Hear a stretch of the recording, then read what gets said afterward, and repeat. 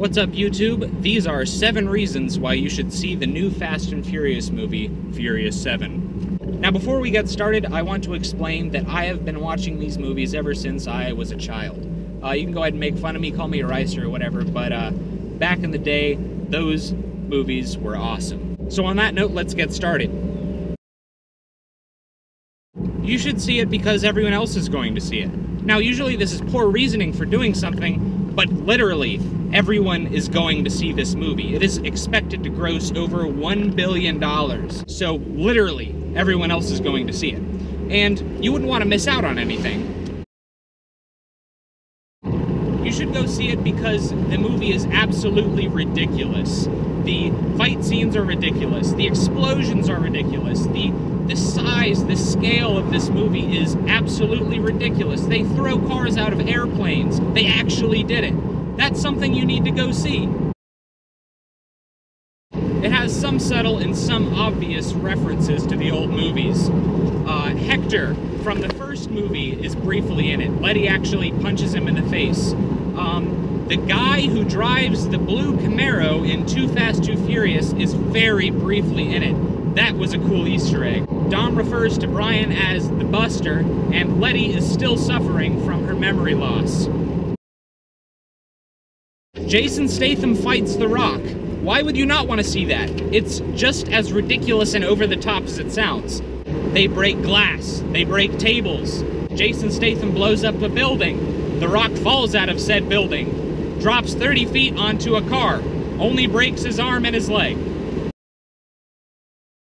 You also need to see it because it actually tries to be sensitive at some points, which seems very anti-Fast and Furious, but it makes sense. It almost humanizes the movie in very broad terms.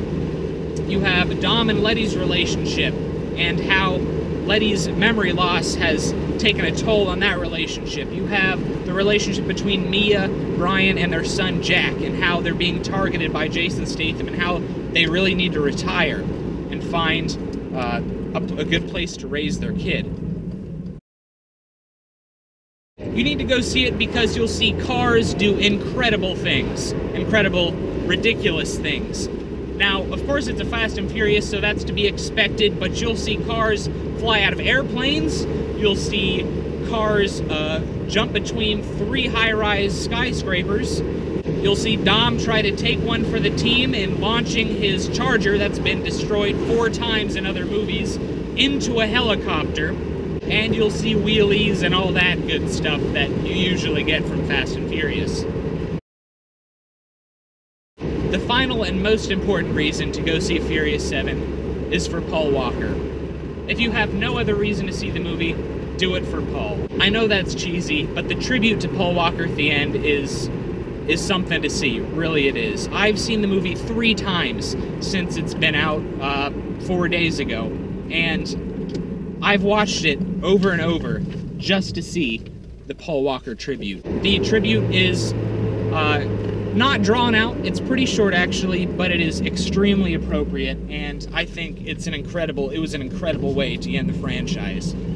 They may do a reboot of Fast and Furious in a few years, but it won't be the same. Fast and Furious is Dominic Toretto and Brian O'Connor, and that dream team can never happen again, which is sad, but that's just the way things had to happen. So thanks for watching these 7 reasons to watch Furious 7.